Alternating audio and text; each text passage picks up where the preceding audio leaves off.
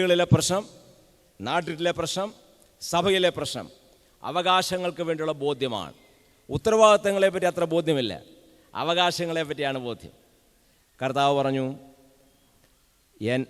നിങ്ങൾ ശിഷ്യൻ്റെ ചുമതലയിൽപ്പെട്ട ഒരു കാര്യമാണ് മറ്റുള്ളവരെ ദാസന്മാരായിരിക്കുക, മറ്റുള്ളവരാൽ ചവിട്ടപ്പെടുവാൻ അനുവദിക്കുക, മറ്റുള്ളവരാൽ ത്യജിക്കപ്പെടുവാനായിട്ട് അനുവദിക്കുക. ക്രിസ്തു പിന്നെ മാർഗം അതാണ്. Deny your self. നമ്മുടെ സെൽഫിനെ, നമ്മുടെ സ്വാർത്ഥത്തെ സിംഹാസനത്തിൽ മാറ്റി നിർത്തിയിട്ട് യേശു ക്രിസ്തുവിനെ അവിടെ പ്രതിഷ്ഠിക്കുക. അതാണ് സ്വയം നിഷേധിക്കുക എന്ന് പറഞ്ഞാൽ അർത്ഥം. അതിൻ്റെ അർത്ഥം ഇതാണ്. ഇതിൻ്റെ അർത്ഥം പറയാനായിട്ട് എനിക്ക് ബുദ്ധിമുട്ടുണ്ട്. എന്നാൽ ചില സഹോദരന്മാർ അതിനെപ്പറ്റി പറഞ്ഞിരിക്കുന്ന ചില വാക്യങ്ങൾ പറയുന്നത് എനിക്കിഷ്ടമാണ്. ഒരു സഹോദരൻ അതിനെപ്പറ്റി പാരഫ്രൈസ് ചെയ്തിരിക്കുന്നത് എനിക്കിഷ്ടമാണ്. Lord, let me have no will of my own. My true happiness is conformity to your will. അദ്ദേഹം പറഞ്ഞതാണ്, എൻ്റെ ഇഷ്ടം ചെയ്യുന്നതിൽ എനിക്കൊരു താല്പര്യമില്ല, നിൻ്റെ ഇഷ്ടം ചെയ്യുന്നതിലാണ് എൻ്റെ സന്തോഷം ഇരിക്കുന്നത്. അതാണ് ഇതിൻ്റെ ഒരാശയം. വേറൊരു സഹോദരൻ പറഞ്ഞ് ഞാൻ വായിക്കാം. വളരെ പ്രസിദ്ധനായിട്ടുള്ള ഒരു മിഷണറിയാണ്. I do not want anything for myself. I want all for you. എനിക്കായിട്ട് യാതൊന്നും ഞാൻ ആഗ്രഹിക്കുന്നില്ല, ഞാൻ ആഗ്രഹിക്കുന്നതെല്ലാം നിനക്ക് വേണ്ടിയിട്ടാണ്. എൻ്റെ പ്രിയപ്പെട്ടത് പറയാനൊക്കെ വളരെ പ്രയാസമുള്ള കാര്യമാണ്. എന്നാൽ ഇതാണ് അതിൻ്റെ അർത്ഥം. എനിക്ക് വേണ്ടി ഞാനൊന്നും ആഗ്രഹിക്കുന്നില്ല, ഞാൻ ആഗ്രഹിക്കുന്നതെല്ലാം നിനക്ക് വേണ്ടിയിട്ടാണ്. നിൻ്റെ ഇഷ്ടം ചെയ്യുന്ന എനിക്കിഷ്ടമാണ്. വേറൊരു സഹോദരൻ പറഞ്ഞ കാര്യമാണ്, Lord, I am pleased in what you are pleased, and I am not pleased in things which you are not pleased. കർത്താവേ, നിനക്ക് പ്രസാദമുള്ള കാര്യങ്ങളെല്ലാം എനിക്ക് പ്രസാദമാണ്, നിനക്ക് പ്രസാദമില്ലാത്ത ഒരു കാര്യവും എനിക്ക് പ്രസാദമില്ല. ആ കാര്യം എനിക്ക് പ്രസാദകരമാണോ എന്ന് ഞാൻ തീരുമാനിക്കുന്നത് നിനക്ക് പ്രസാദമുണ്ടോ എന്നുള്ള നിലയിലാണ്. ടി വി കാണുന്നത് എനിക്ക് പ്രസാദമാണ്, നിനക്ക് പ്രസാദമാണ്, ഇല്ലേ എനിക്ക് വേണ്ട. ആ കാര്യം ചെയ്യുന്നത് നിനക്ക് പ്രസാദമാണോ, എനിക്ക് പ്രസാദമാണ്. നിനക്ക് പ്രസാദമല്ലാത്തതൊന്നും എൻ്റെ പ്രസാദമല്ല. ന്യായമായ അവകാശവാദങ്ങൾ കർത്താവിന് വേണ്ടി തിരസ്കരിക്കുക എന്നുള്ളതാണ്. 7ാമത്തെ പോയിന്റ്, സ്വന്തം ക്രൂശ് വഹിക്കുക.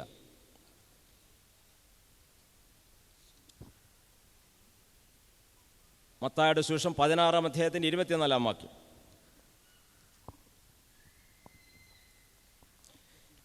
ശിഷ്യൻ എടുക്കേണ്ടതായ ക്രൂശ് ക്രിസ്തുവിനെ അനുഗമിക്കുവാനും തൻ്റെ ശുശ്രൂഷ ചെയ്യുന്നതിനുമായി ഏറ്റെടുക്കുന്ന ത്യാഗങ്ങൾ, ഭൗതിക നഷ്ടങ്ങൾ, ബുദ്ധിമുട്ടുകൾ, അസൗകര്യങ്ങൾ, പഴി, പരിഹാസം, വേദനകൾ എന്നിവയും ആവശ്യമെങ്കിൽ രക്തസാക്ഷിത്വം. ഇതാണ് ക്രൂശ് എന്ന് പറഞ്ഞാൽ അർത്ഥം. വായിക്കാം.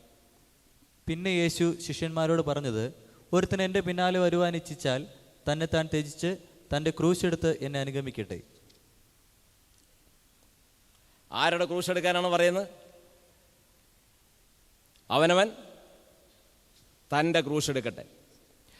അപ്പോൾ ക്രൂശ് എടുക്കാനായിട്ട് പറഞ്ഞിരിക്കുന്നത് കൊണ്ട് ക്രൂശ് മനഃപൂർവ്വമായി തിരഞ്ഞെടുക്കേണ്ടതായുള്ള ഒരു കാര്യമാണ്. ജലദോഷം നമ്മളാരും തിരഞ്ഞെടുക്കാറില്ല, ചിക്കൻ ഗുനിയ നമ്മളാരും മനഃപൂർവ്വമായിട്ട് തിരഞ്ഞെടുക്കാറില്ല, ധനനഷ്ടം നമ്മളാരും മനഃപൂർവ്വമായിട്ട് തിരഞ്ഞെടുക്കാറില്ല, പട്ടിണി നമ്മളാരും സ്വയമായിട്ട് തിരഞ്ഞെടുക്കാറില്ല, അതെല്ലാം വന്നു ഭവിക്കുന്നതാണ്. സാമ്പത്തിക ക്ലേശങ്ങൾ ആരും തിരഞ്ഞെടുക്കാറില്ല, വന്നു ഭവിക്കുന്നതാണ്. അതല്ല ക്രൂശ് എന്ന് പറയുന്നത്. ക്രൂശ് എന്ന് പറയുന്നത് നമുക്ക് വന്നു ഭവിക്കുന്ന കഷ്ടങ്ങളെ പറ്റിയല്ല, മനഃപൂർവ്വമായി നാം തിരഞ്ഞെടുക്കുന്ന കഷ്ടങ്ങളാണ്. ദൈവവചനവും യേശുവിൻ്റെ സാക്ഷ്യവും നിമിത്തവും മനഃപൂർവ്വമായിട്ട് തിരഞ്ഞെടുക്കുന്ന കഷ്ടങ്ങളാണ്. യോഹന്നാൻ അപ്പോസ്തലൻ പത്മോസ് ദ്വീപിൽ പോയതിൻ്റെ കാര്യം എന്താണ്? ദൈവവചന നിമിത്തവും യേശുവിൻ്റെ സാക്ഷ്യ നിമിത്തവും. ദൈവവചനം മുറുകെ പിടിച്ചതുകൊണ്ടും യേശുവിനെ സാക്ഷിച്ചുകൊണ്ടും മാത്രമാണ് പത്മോസ് ദ്വീപിൽ പോയത്, അല്ലേ? അവിടെ അതാണ് അതിൻ്റെ ആശയം. കർത്താവിന് വേണ്ടി എടുക്കുന്ന ബുദ്ധിമുട്ടുകൾ, അതിൽ മരണവും ഉൾപ്പെടുന്നു. മരിക്കുവാൻ തന്നെ തയ്യാറാകും, മരിക്കേണ്ട ആവശ്യമില്ല. എന്നാൽ യേശുവിനെ പ്രതി മരണം ഏറ്റെടുക്കുകയാണ്, മരിക്കാൻ തയ്യാറാവുകയാണ്. ക്രൂശ് പലർക്കും പലതാണ്. ക്രൂശുകളുടെ ഭാരങ്ങളിൽ വ്യത്യാസം വരാം, ക്രൂശിൻ്റെ രീതികളിൽ വ്യത്യാസമുണ്ടാകാം. എന്നാൽ കർത്താവ് പറഞ്ഞു, ക്രൂശ് എടുക്കാത്ത ഒരാൾക്ക് എന്നെ അനുഗമിപ്പാനായിട്ട് കഴിയുകയില്ല. മനോഹരമായിട്ടുള്ള ഒരു ജീവിതം നിങ്ങൾ പ്രതീക്ഷിക്കുന്നുവെങ്കിൽ അത് ക്രൂശിൻ്റെ മാർഗമാണെന്നാണ് കർത്താവ് പറഞ്ഞത്. ക്രൂശ് മാറ്റി നിർത്തിക്കൊണ്ട് എൻ്റെ ശിഷ്യനായിരിക്കാൻ സാധ്യമല്ല. നമുക്കാർക്കും കഷ്ടതകളും പ്രയാസങ്ങളും ഇഷ്ടമല്ല, ആർക്കും ഇഷ്ടമല്ല. പരിഹാസം ആർക്കും ഇഷ്ടമല്ല. ബുദ്ധിമുട്ടുകൾ നമുക്ക് ഇഷ്ടമല്ല, ത്യാഗങ്ങൾ നമുക്ക് ഇഷ്ടമല്ല. എന്നാൽ കർത്താവ് പറയുന്നത് നിങ്ങൾ മനഃപൂർവ്വമായി ഇവ തിരഞ്ഞെടുക്കണം. എന്തിനു വേണ്ടി? എനിക്ക് വേണ്ടി. എന്നെ പ്രസംഗിക്കുവാനോ എൻ്റെ സാക്ഷ്യത്തിനോ സുവിശേഷ നിമിത്തമോ ഇതാവശ്യമാണെങ്കിൽ നിങ്ങൾ മനഃപൂർവ്വമായിട്ട് ആ ക്രൂശ് എടുത്ത് നിങ്ങളുടെ ചുമതിൽ വെക്കണം. അത് വെച്ചുകൊണ്ട് വേണം എൻ്റെ പിന്നാലെ വരൂ. ഏത് ക്രൂശാണ് നിങ്ങൾ വഹിക്കുന്നത് കർത്താവിന് വേണ്ടി? നിങ്ങളുടെ ചുമലിൽ എന്തെങ്കിലും ക്രൂശ് കർത്താവ് കാണുന്നുണ്ടോ? ഇന്ന് രാവിലെ കർത്താവ് നിങ്ങളെ നോക്കുമ്പോൾ, എന്നെ നോക്കുമ്പോൾ നമ്മുടെ ചുമലിൽ എന്താണ് ക്രൂശുള്ളത്? നമുക്ക് വളരെ സൗകര്യമല്ലേ, സുഖമല്ലേ, നമുക്ക് എല്ലാ നിലയിലുള്ള സന്തോഷമല്ലേ കർത്താവ് തന്നിരിക്കുന്നത്? ദൈവത്തിന് സ്തോത്രം. പക്ഷെ നമുക്ക് കാര്യം ഇവിടെ എന്നാ ക്രൂശുള്ളത്? രാവിലെ എഴുന്നേറ്റു, ദൈവത്തിന് വചനം വായിച്ചു, നമ്മൾ ആഹാരം കഴിച്ചു, ജോലി ചെയ്തു, വൈകിട്ട് വന്ന് കിടന്ന് ഉറങ്ങി, സഭായോഗത്തിന് പോയി, സുവിശേഷ വേല ചെയ്തു, വല്ലപ്പോഴൊക്കെ പോയി, ക്രൂശുകളൊന്നുമില്ല. എന്നാൽ ക്രൂശ് തിരഞ്ഞെടുക്കണമെന്നാണ് കർത്താവ് പറയുന്നത്. ത്യാഗങ്ങൾ, ബുദ്ധിമുട്ട്. എങ്ങനെയാണ് ക്രൂശ് തിരഞ്ഞെടുക്കുക? എത്രയോ ഉദാഹരണങ്ങൾ നമുക്ക് ദൈവത്തിൽ കാണാം. നിങ്ങൾക്കുള്ള വരുമാനം, നിങ്ങൾക്ക് കുറച്ച് വരുമാനമേ ഉള്ളൂ. ആ വരുമാനത്തിൽ ഒരു നല്ല ഭാഗം കർത്താവിൻ്റെ വിലയ്ക്ക് മാറ്റിവെക്കുക ഒരു ക്രൂശാണ്. കാരണം നിങ്ങളുടെ വരുമാനത്തിൻ്റെ ഒരു നല്ല ഭാഗം കർത്താവിൻ്റെ വിലയ്ക്ക് മാറ്റിവെച്ചാൽ ബാക്കിയുള്ളത് കൊണ്ട് കഷ്ടി ചെലവ് കഴിയാനേ ഉള്ളൂ. നിങ്ങൾ മനഃപൂർവ്വം എടുക്കുന്നൊരു ക്രൂശാണ്, ഇല്ലേ? കർത്താവ് ഇത്ര ശതമാനം കൊടുക്കണമെന്നും പറഞ്ഞിട്ടില്ല. 5% കർത്താവിൻ്റെ വിലയ്ക്ക് മാറ്റിവെച്ചാൽ ബാക്കിയുള്ള കാര്യങ്ങളുകൊണ്ട് സുഖമായിട്ട് ജീവിക്കാം. എന്നാൽ ഒരാൾ 30% മാറ്റിവെക്കുകയാണ്, വേറൊരാൾ 40% കർത്താവിൻ്റെ വിലയ്ക്ക് മാറ്റിവെക്കുകയാണ്. ബാക്കിയുള്ളതുകൊണ്ട് വളരെ ഞെരുക്കമാണ്. അതൊരു ക്രൂശാണ്, മനഃപൂർവ്വം തിരഞ്ഞെടുക്കുന്നതാണ്. അവനവൻ സ്വയമായിട്ട് തിരഞ്ഞെടുക്കുന്ന ക്രൂശുകളാണ് ക്രൂശ് എന്ന് പറയും. ഇവിടെ കേരളത്തിൽ സുഖമായിട്ട് ജോലി കിട്ടും, അല്ലെങ്കിൽ IT പാസ്സായവർക്ക് പല നമ്മുടെ തെക്കൻ നഗരങ്ങളിൽ ജോലി കിട്ടും. എന്നാൽ ഒരാൾ പറയണം, ഞാൻ കേരളത്തിൽ ജോലി ചെയ്യുന്നില്ല, ഞാൻ വടക്കേ ഇന്ത്യയിൽ ജോലി ചെയ്യാനായിട്ട് പോവുകയാണ്, ആ തണുപ്പും ചൂടും അടിച്ച് പോവുകയാണ്. മനഃപൂർവ്വം തിരഞ്ഞെടുക്കുകയാണ്, ആ ക്രൂശ് തിരഞ്ഞെടുക്കുകയാണ്. അപ്പോൾ ഞാനൊരു കൃഷിക്കാരനാണ്, ഞാൻ ഈ നാട്ടിൽ കൃഷി ചെയ്യുന്നില്ല, നാട്ടിലെ സ്ഥലം വിറ്റുകൊണ്ട് ഞാൻ വടക്കേ ഇന്ത്യയിൽ പോയി അവിടെ ഇച്ചിരി സ്ഥലം വാങ്ങിച്ച് കൃഷി ചെയ്യുകയാണ്. മനഃപൂർവ്വം തിരഞ്ഞെടുക്കുന്ന ക്രൂശാണ്. ക്രിസ്തുവിന് വേണ്ടി ക്രൂശ് തിരഞ്ഞെടുക്കുവാൻ കർത്താവ് ശിഷ്യനോട് ആവശ്യപ്പെടുകയാണ്. ശിഷ്യത്വത്തിൻ്റെ തെളിവതാണ്, ക്രൂശ് വഹിക്കുന്നു എന്നുള്ളതാണ്. 8ാമത്തെ പോയിന്റ്, സകലവും വിട്ടുപിരിയുക. ഏറ്റവും ബുദ്ധിമുട്ടുള്ളൊരു വിഷയം ഇതാണ്. ലൂക്കോസ് 14:33. അങ്ങനെ തന്നെ നിങ്ങളിൽ ആരെങ്കിലും തനിക്കുള്ളത് ഒക്കെയും വിട്ടുകളയുന്നില്ലെങ്കിൽ അവൻ എൻ്റെ ശിഷ്യനായിരിക്കാൻ കഴിയുകയില്ല. ഇന്ന് പ്രസംഗിക്കുന്ന സുവിശേഷങ്ങളും ആയിട്ട് വളരെ വ്യത്യാസമുള്ള കാര്യമാണ് കർത്താവ് പറഞ്ഞത്. നിങ്ങൾ എന്നെ പിൻപറ്റുക, എല്ലാം നിങ്ങൾക്ക് തരാം എന്നല്ല കർത്താവ് പറഞ്ഞു. എന്താ കർത്താവ് പറഞ്ഞ്? നിങ്ങളെന്നെ പിൻപറ്റണമെങ്കിൽ നിങ്ങൾക്കുള്ളതൊക്കെയും വിട്ട് കളയണം. അതുകൊണ്ട് ഈ വാക്യങ്ങളൊന്നും അധികം പേര് പ്രസംഗിക്കാറില്ല, ഞാനും പ്രസംഗിക്കാറില്ല. കാരണം പ്രസംഗിച്ച ആളുകൾക്ക് മനസ്സിലാവില്ല. എൻ്റെ അടുക്കൽ വരിക, നിങ്ങളുടെ കാര്യങ്ങളെല്ലാം ഞാൻ ശരിയാക്കാമെന്നുള്ള അത് വളരെ നല്ലൊരു രസകരമായിട്ടുള്ളൊരു കാര്യമാണ്, എല്ലാവർക്കും ഇഷ്ടമാണ്.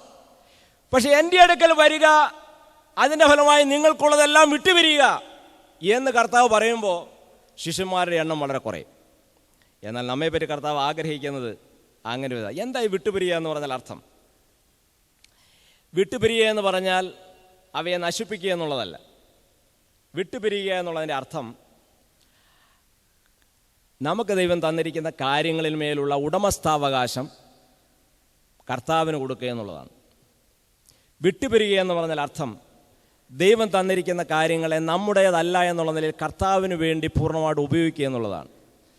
വിട്ടുപിരിയുക എന്ന് പറഞ്ഞാൽ അർത്ഥം എൻ്റെ അത് സ്വന്തമല്ല എന്ന് ഉള്ള പൂർണ്ണ വിശ്വാസത്തോടുകൂടെ കർത്താവിന് വേണ്ടി അവയെ ഉപയോഗിക്കുക എന്നുള്ളതാണ്. അപ്പോൾ ജോലിയിലിരിക്കുന്ന ഒരു സഹോദരനോടോ സഹോദരിയോടോ കർത്താവ് എന്താണ്? എൻ്റെ ജോലി വിട്ടുപിരിയണം. ജോലി വിട്ടുപിരിയണം എന്ന് പറഞ്ഞാൽ നാളെ മുതൽ കമ്പനി പോകണ്ടെന്നല്ല എൻ്റെ അർത്ഥം. നീ കമ്പനിയിൽ പോക്കോ, പക്ഷെ ജോലി അത് എൻ്റെ ജോലിയാണ്. നീ കമ്പനിയിൽ പോകുന്നതിൻ്റെ ഫലമായി എൻ്റെ നാമം മഹത്വപ്പെടണം. ആ ജോലി എനിക്ക് വേണ്ടിയിട്ടാണ്, നിനക്ക് വേണ്ടിയിട്ടല്ല. നീ കല്യാണം കഴിച്ചോ, നിൻ്റെ ഭാര്യയാണ്, പക്ഷേ ഇത് എനിക്ക് വേണ്ടിയിട്ടാണ്. നിൻ്റെ മക്കളെ വളർത്തിയ കുഴപ്പമില്ല, നിൻ്റെ മക്കളെ വളർത്തുന്നത് നിനക്ക് വേണ്ടിയിട്ടായിരിക്കാം, അവളെ എനിക്ക് വേണ്ടിയിട്ടായിരിക്കും. നീ പണം സമ്പാദിച്ചോ, ന്യായമായ മാർഗ്ഗത്തിൽ പണം സമ്പാദിച്ചോ, പ്രശ്നമില്ല, പക്ഷേ അത് എനിക്ക് വേണ്ടിയിട്ടായിരിക്കാം. നീ ഒരു വീട് പണിതോ, സൗകര്യമുള്ള വീട് പണിതോ, നിനക്ക് പണമുണ്ടെങ്കിൽ ഞാൻ തന്ന പണമാണ്, പക്ഷേ വീട് പണിതല്ലാതെ നിനക്ക് വേണ്ടിയിട്ടായിരിക്കും, എനിക്ക് വേണ്ടിയിട്ടായിരിക്കും. വളരെ വളരെ വളരെ ബുദ്ധിമുട്ടുള്ള വിഷയമാണ്. കർത്താവിന് 5% 10% കൊടുക്കുന്നതിന് വളരെ ബുദ്ധിമുട്ടില്ല. എന്നാൽ കർത്താവ് പറയുന്ന ഒക്കെ എന്നുള്ളൊരു വാക്കാണ്. വളരെ വളരെ ബുദ്ധിമുട്ടുള്ളൊരു കാര്യമാണ്. എന്നാൽ ഇങ്ങനെ കർത്താവിനെ സേവിക്കുന്നതിലും വലിയ ഒരു ഭാഗ്യം വേറെയില്ല. നമ്മുടെ പണവും നമ്മുടെ ആരോഗ്യവും നമ്മുടെ കഴിവും നമ്മുടെ സമയവും നമ്മുടെ വിദ്യാഭ്യാസവും നമ്മുടെ തൊഴിലും നമ്മുടെ വീടും നമുക്കുള്ളതെല്ലാം കുഞ്ഞുങ്ങളെയും കർത്താവിന് കൊടുത്തിട്ട് കർത്താവിന് സമർപ്പിച്ച് ഇത് നിൻ്റെ വകയാണ് എന്ന് പറഞ്ഞ് അവയെ നന്നായി മെയിൻറ്റെയിൻ ചെയ്ത് കർത്താവിനോട് ഉപയോഗിക്കുക. നമുക്ക് സാധനങ്ങളോടൊരാഗ്രഹം തോന്നുകയേയില്ല. നമുക്ക് കർത്താവ് എടുത്ത് മാറ്റിയാലൊരു ദുഃഖവും തോന്നുകയില്ല. കർത്താവ് നമുക്ക് തന്നിരിക്കുന്ന അനുഗ്രഹം എടുത്ത് മാറ്റുമ്പോൾ ആളുകൾ അതീവമായിട്ട് ദുഃഖിക്കുന്നുണ്ട്. കാരണം എന്താണ്? അത് അവരുടെ വകയാണെന്ന് പറയുന്നതുകൊണ്ടാണ്. ഇത് എൻ്റെ വകയാണ്, എൻ്റെ പണം പോയി, എൻ്റെ വീട് പോയി, എൻ്റെ മക്കൾ പോയി. കാരണം അത് കർത്താവിന് വിട്ടുകൊടുത്തിട്ടില്ല. അപ്പോൾ വിട്ടു പിരിയുക എന്ന് പറഞ്ഞാൽ അർത്ഥം കർത്താവിന് വിട്ടുകൊടുക്കുക എന്നുള്ളതാണ്. 9ാമത്തെ പോയിന്റ്, ധാരാളം ഫലം കായ്ക്കുക. ഫലം കായ്ക്കുക എന്ന് പറയുന്നതിനെപ്പറ്റി വേദപുസ്തകത്തിൽ പല കാര്യങ്ങൾ പറയുന്നുണ്ട്. എന്നാൽ അതിൽ പ്രധാനപ്പെട്ട കാര്യം സ്തുതിയും സ്തോത്രവും ക്രിസ്തുവിൻ്റെ സ്വഭാവവും ക്രിസ്തുവിൻ്റെ മാതൃകയും ആത്മാക്കളെ നേടുവാനും വളർത്തുവാനുള്ള അധ്വാനങ്ങളും ജീവിതത്തിൽ ശുഷ്കമായിട്ടല്ല ധാരാളമായി പരിശുദ്ധാത്മ സഹായത്താൽ പ്രവർത്തിക്കുക എന്നുള്ളതാണ്. ഫലം നിറയുക എന്നുള്ളതാണ് ശിഷ്യൻ്റെ വ്യവസ്ഥ. ഫലം എന്നുള്ളതുകൊണ്ട് എന്താണ് ദൈവം ഉദ്ദേശിക്കുന്നത്? കർത്താവിൻ്റെ സ്വഭാവം പുറത്ത് കാണിക്കുക, പരിശുദ്ധാത്മാവിൻ്റെ സഹായത്താൽ യേശുക്രിസ്തുവിൻ്റെ സ്വഭാവം പുറത്ത് കാണിക്കുക, ആത്മാക്കളെ നേടുക, ആത്മാക്കളെ നേടുന്നതിനുള്ള പ്രവർത്തനത്തിൽ പങ്കെടുക്കുക, കർത്താവിൻ്റെ മഹത്വത്തിന് വേണ്ടിയുള്ള പ്രവർത്തനങ്ങളെല്ലാം ഫലങ്ങളാണ്. നമ്മളിൽ നിന്ന് പുറപ്പെടുന്ന കാര്യങ്ങളെയാണ് ഫലം എന്ന് പറയുന്നത്.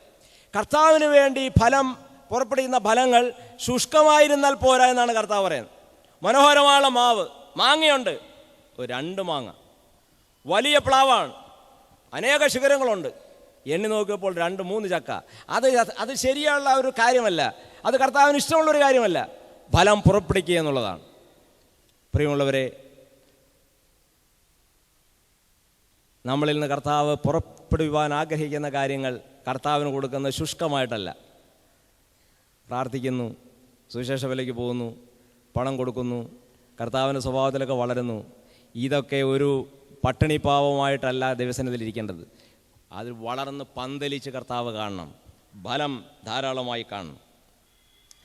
10ാമത്തെ പോയിന്റ്, കർത്താവിൻ്റെ ശിഷ്യൻ എന്നുള്ള നിലയ്ക്ക് സകല ജാതികളെയും കർത്താവിൻ്റെ ശിഷ്യന്മാരായി വളർത്തുവാനുള്ള മഹാനിയോഗത്തിൽ സജീവ പങ്കാളിയായി തീരുക. ഇന്നലെ ഈ കാര്യം നമ്മൾ ചർച്ച ചെയ്തതാണ്. കർത്താവിൻ്റെ മഹാനിയോഗമെന്ന് പറയുന്നത് പോയി സുവിശേഷം പറഞ്ഞ് ആളുകളെ കർത്താവിൻ്റെ ഭാഗത്ത് കൊണ്ടുവന്ന് അവരെ രക്ഷിക്കപ്പെടുന്നവരെ ശാനപ്പെടുത്തി പ്രാദേശിക സഭയിൽ അംഗങ്ങളായിട്ട് ചേർത്ത് അവരെ പഠിപ്പിച്ച് വളർത്തുക എന്നുള്ളതാണ്. ഇതിൽ പല വരങ്ങളും കൃപയുടെ ദാനങ്ങളും ദൈവം നമുക്ക് ഓരോ നിലയിൽ തന്നിട്ടുണ്ട്. ഇതെല്ലാം ഉപയോഗിച്ച് ഓരോരുത്തരും ഈ പരിപാടിയിൽ സജീവ പങ്കാളിത്തം നടത്തുക എന്നുള്ളതാണ്. മഹാനിയോഗത്തിൽ നാം ഓരോരുത്തരും എത്രമാത്രം സജീവമായി പങ്കാളികളായിരിക്കുന്നു എന്നുള്ളത് ശിഷ്യത്വത്തിൻ്റെ തെളിവാണ്. ഇല്ലേ? നേപ്പാളിൽ പോകാൻ സാധിക്കുന്നവർക്ക് പോകാം, നേപ്പാളിൽ പോകുവാനായിട്ട് കഴിവില്ലാത്തവർക്ക് നേപ്പാളിനെ ഓർത്ത് മുട്ടുമേലെന്ന് പ്രാർത്ഥിക്കാം. പ്രാർത്ഥനയുടെ ജെറ്റ് പ്ലെയിനിൽ അവർക്ക് എന്തെല്ലാം സ്ഥലങ്ങൾ സന്ദർശിക്കാം. അഫ്ഗാനിസ്ഥാനിലോ കസാക്കിസ്ഥാനിലോ ഉസ്ബെക്കിസ്ഥാനിലോ പോകുവാൻ നിങ്ങൾക്ക് ചിലപ്പോൾ കഴിവുണ്ടായെന്ന് വരികയില്ല. ആഗ്രഹിക്കാം, ആളുകളെ അയക്കാം. പക്ഷേ ആ പ്രവർത്തനത്തോട് പ്രാർത്ഥിക്കുവാൻ, ആ പ്രവർത്തനത്തിന് പണം കൊടുക്കുവാൻ, ആ പ്രവർത്തനത്തിൽ പോകുന്ന ആളുകളെ ഒന്ന് ഉത്സാഹിപ്പിക്കുവാൻ നിങ്ങൾക്ക് കഴിയും. ഏകാന്തതയും ബുദ്ധിമുട്ടും മുന്നണി പ്രദേശങ്ങളിൽ പ്രവർത്തിക്കുന്ന സഹോദരി സഹോദരന്മാർക്ക് ധാരാളമുണ്ട്. അവരുടെ ദുഃഖങ്ങൾ അലിയിക്കുവാൻ, അവരെ സഹായിക്കുവാൻ ഉള്ള ഉത്തരവാദിത്വം നമുക്കുണ്ട്. പണം കൊടുത്തും പ്രാർത്ഥിച്ചും നമ്മുടെ ആരോഗ്യവും നമ്മുടെ കഴിവുകൾ ഉപയോഗിച്ചും കർത്താവിൻ്റെ മഹാനിയോഗത്തിൽ പങ്കാളികളായി തീരുക എന്നുള്ളത് കർത്താവിൻ്റെ ആഗ്രഹമാണ്. ഈ 10 കാര്യങ്ങൾ നാം സൗകര്യം പോലെ ദൈവം പാകിരുന്ന് ആലോചിച്ച് ചിന്തിച്ച് നമ്മൾ യഥാർത്ഥ ശിഷ്യത്വത്തിൽ വളരുന്നുണ്ടോ എന്നാലോചിക്കുന്നത് വളരെ നല്ലതാണ്. കർത്താവ് നമ്മളെ പറ്റി ആഗ്രഹിക്കുന്നത് കർത്താവിൻ്റെ ഹിതപ്രകാരം കർത്താവിനെ അനുഗമിക്കുക എന്നുള്ളതാണ്. നമ്മുടെ ഹിതപ്രകാരം കർത്താവിനെ അനുഗമിക്കുക എന്നുള്ളതല്ല. കർത്താവിൻ്റെ വ്യവസ്ഥ പ്രകാരം കർത്താവിനെ അനുഗമിക്കുക എന്നുള്ളതാണ്. നമ്മുടെ ഇഷ്ടപ്രകാരം കർത്താവിനെ അനുഗമിക്കുക എന്നുള്ളതല്ല. കർത്താവിൻ്റെ ഇഷ്ടം ഈ നിലയിൽ കർത്താവിനെ അനുഗമിക്കുക എന്നുള്ളതാണ്. ഇങ്ങനെ കർത്താവിനെ അനുഗമിക്കുമ്പോൾ ഉള്ള ചില തടസ്സങ്ങളെ പറ്റിയും പറഞ്ഞ് ഞാൻ ചില മിനിറ്റുകൾ കൊണ്ട് അവസാനിപ്പിക്കാം. യഥാർത്ഥ ശിഷ്യത്വത്തിൻ്റെ തടസ്സങ്ങൾ. സന്തോഷപൂർവ്വം കർത്താവിനെ അനുഗമിപ്പാൻ ആരംഭിച്ചുവെങ്കിലും തുടർന്ന് കൂടുതൽ പഠിക്കുകയും ഈ ലോക ജീവിതത്തെപ്പറ്റി കൂടുതൽ പ്രായോഗികമായി ചിന്തിക്കുകയും ചെയ്തിട്ട് കർത്താവിൻ്റെ വചനങ്ങൾ കഠിന വാക്കുകളായി കരുതി ശിഷ്യത്വത്തിൻ്റെ പാതയിൽ നിന്ന് വിട്ടുമാറുക. ഇതാർക്കനുസരിപ്പാൻ കഴിയുമെന്ന് ന്യായവാദം നടത്തുക. യോഹന്നാൻ്റെ സുവിശേഷം 6:60-61 വാക്യങ്ങൾ. അവൻ്റെ ശിഷ്യന്മാർ പലരും അത് കേട്ടിട്ട്, ഇത് കഠിനവാക്ക്, ഇത് ആർക്ക് കേൾപ്പാൻ കഴിയുമെന്ന് പറഞ്ഞു. ശിഷ്യന്മാർ അതിനെ ചൊല്ലി പിറുപിറുക്കുന്നത് യേശു തന്നിൽ തന്നെ അറിഞ്ഞ് അവരോട്, ഇത് നിങ്ങൾക്ക് ഇടർച്ചയാകുന്നുവോ? ശരി. 6-ാം അധ്യായത്തിൻ്റെ 66-ാം വാക്യം. അന്നു മുതൽ അവൻ്റെ ശിഷ്യന്മാരിൽ പലരും പിൻവാങ്ങിപ്പോയി. ഈ ഭാഗം നിങ്ങൾക്ക് വളരെ പരിചയമുണ്ടെന്ന് ഞാൻ വിചാരിക്കുന്നു. യോഹന്നാൻ്റെ സുവിശേഷം 6-ാം അധ്യായത്തിൽ യഥാർത്ഥ ശിഷ്യന്മാരുടെയും കപട ശിഷ്യന്മാരുടെയും ഒരു വേർതിരിവിനെ പറ്റി കാണാം. യോഹന്നാൻ്റെ സുവിശേഷം 6-ാം അധ്യായത്തിൽ കർത്താവ് വലിയൊരു അത്ഭുതം പ്രവർത്തിച്ചു. 5 അപ്പം കൊണ്ട് 5000 പേരെ പോഷിപ്പിച്ചു. ആളുകൾ എന്താണ് പറഞ്ഞത്? ഇവനാണ് യഥാർത്ഥ മശിഹ, ഇവനെയാണ് ഞങ്ങൾ കാത്തിരുന്നത്, ഇവനെ നമ്മൾ രാജാവാക്കണം. യേശു കർത്താവ് ഓടി രക്ഷപ്പെട്ടു. കർത്താവ് അതിനു വേണ്ടിയിട്ടല്ല വന്നു. അത് കഴിഞ്ഞ് ശിഷ്യന്മാരെ അക്കരയ്ക്ക് പോകാനോട് പറഞ്ഞു. വലിയ കാറ്റും കോളും ഒക്കെ വന്ന് അവർ മുങ്ങാറായി. യേശു 4-ാം യാമത്തിൽ ചെയ്തവരെ സഹായിച്ചു. ശിഷ്യത്വത്തിൻ്റെ കഠിനമുള്ള പാഠങ്ങളാണ് അവരെ പഠിപ്പിച്ചത്. അതിനുശേഷം കർത്താവ് വലിയൊരു പ്രസംഗം ചെയ്തു. യഥാർത്ഥത്തിലുള്ള ആത്മീയമായ നിലവാരങ്ങളെപ്പറ്റി മനസ്സിലാക്കത്തക്ക ഒരു പ്രസംഗം ചെയ്ത് കഴിഞ്ഞപ്പോഴാണ് തന്നെ രാജാവാക്കാനും വലിയ പ്രവാചകൻ എന്ന് പറഞ്ഞ ആളുകൾ പറഞ്ഞു തുടങ്ങിയത്, ഇത് കഠിനവാക്ക്, ഇത് നമ്മൾ പ്രതീക്ഷിച്ചില്ല, കർത്താവ് ഇങ്ങനെയൊക്കെ പറയുമെന്ന് നമ്മൾ വിചാരിച്ചിരുന്നില്ല, ഇത് കഷ്ടമായിപ്പോയി. പലരും പിൻവാങ്ങിപ്പോയി. അപ്പോൾ അത് കണ്ട് കർത്താവ് ശിഷ്യന്മാരും ഈ പന്തിരുവരും വളരെ വിഷമിച്ചു എന്ന് നമുക്ക് പ്രതീക്ഷിക്കാം. കാരണം ഇവരും വളരെ പ്രതീക്ഷിച്ചിരുന്നതാണ് കർത്താവ് വലിയോ രാജാവായി വരാൻ പോകുന്ന. ഈ 12 ശിഷ്യന്മാരും പ്രതീക്ഷിച്ചിരുന്നതാണ്. ആളുകളെല്ലാം കർത്താവിനെ അനുഗമിച്ചവരെല്ലാം അങ്ങനെ വിട്ട് പോയിക്കൊണ്ടിരിക്കുകയാണ്. കർത്താവിനോട് തിരികെ വരാനൊന്നും പറഞ്ഞില്ല, അവരിങ്ങനെ പോയിക്കൊണ്ടിരിക്കുകയാണ്. പലരും വിട്ടുപോയെന്നാണ് പറയുന്നത്. അതിനുശേഷം തൻ്റെ 12 ശിഷ്യന്മാരോട് കർത്താവ് തൻ്റെ മുഖം ഒന്ന് തിരിച്ചു. ഇത്രയും നാളും പഠിപ്പിച്ചതാണ്, നിങ്ങൾക്കും വിട്ടുപോകുവാൻ മനസ്സുണ്ടോ? എന്താണ് അവർ പറഞ്ഞത്? ഞങ്ങൾ ആരുടെ അടുക്കൽ പോകും? അല്ലേ? 66-67 വാക്യങ്ങളതല്ലേ? ഞങ്ങൾ ആരുടെ അടുക്കൽ പോകും? നിത്യജീവൻ്റെ വചനങ്ങൾ നിൻ്റെ പക്കലുണ്ട്. ഇതാണ് ഒരു യഥാർത്ഥ ശിഷ്യൻ്റെ ലക്ഷണമെന്ന് പറയുന്നത്. പ്രശ്നങ്ങൾ വരുമ്പോൾ ഇതാണ് ഇതിൻ്റെ ആശയം. ഇതാണ് കർത്താവ് പറയുന്ന എല്ലാ കാര്യങ്ങളും നമുക്ക് മനസ്സിലാക്കണമെന്നില്ല. ഈ 12 ശിഷ്യന്മാർ കർത്താവ് പറഞ്ഞ പ്രസംഗം മുഴുവനൊന്നും മനസ്സിലാക്കിയിട്ടില്ല. അവർക്കൊന്നും മനസ്സിലായിട്ടില്ല. ഒരു കാര്യം അവർക്കറിയാം, ഞങ്ങൾ വിട്ടുപോകുന്ന മതവും ഞങ്ങൾ വിട്ടുപോകുന്ന പരീക്ഷത്വവും ഞങ്ങൾ വിട്ടുപോകുന്ന മതഭേദാഭിത്വവും ഞങ്ങളെ രക്ഷിപ്പാൻ്റെ കഴിവുള്ളതല്ല.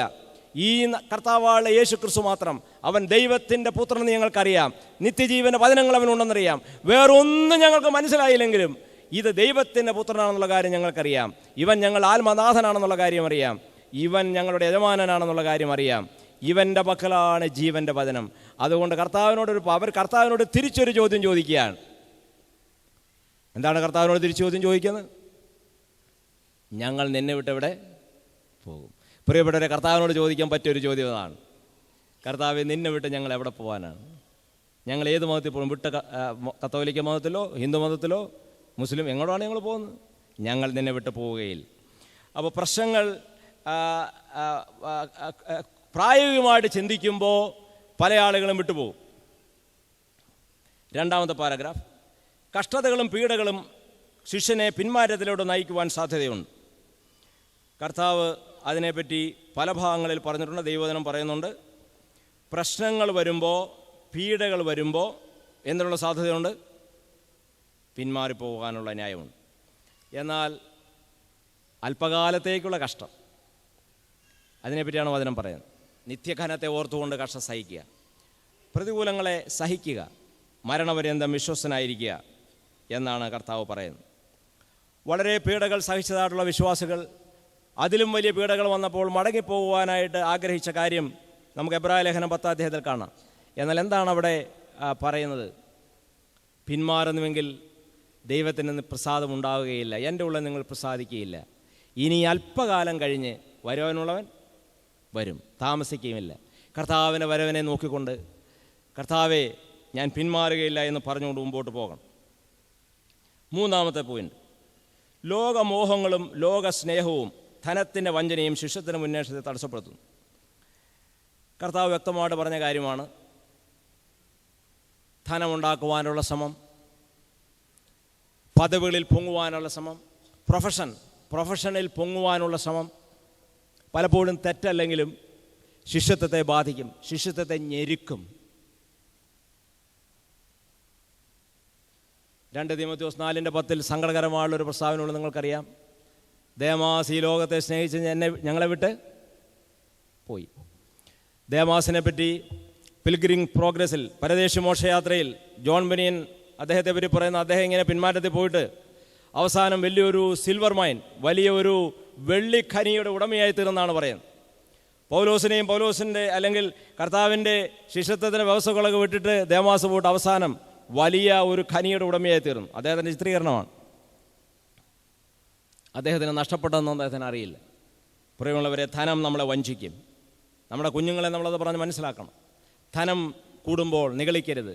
ധനം നമ്മളെ വഞ്ചിക്കുന്നതാണ്. ധനം ഉണ്ടായാൽ വീണ്ടും വീണ്ടും ഉണ്ടാക്കണമെന്ന് ആഗ്രഹിക്കുന്നു. പ്രൊഫഷനിൽ നമ്മൾ ഒരു പടി കയറുമ്പോൾ അടുത്ത പടി കയറാനുള്ള പ്രവണതയാണ്, അടുത്ത പടി കയറുവാനുള്ള പ്രവണതയാണ്. കയറി നമ്മൾ പോകുമ്പോൾ നാം ശിഷ്യത്വത്തിൻ്റെ പാതയിൽ നിന്ന്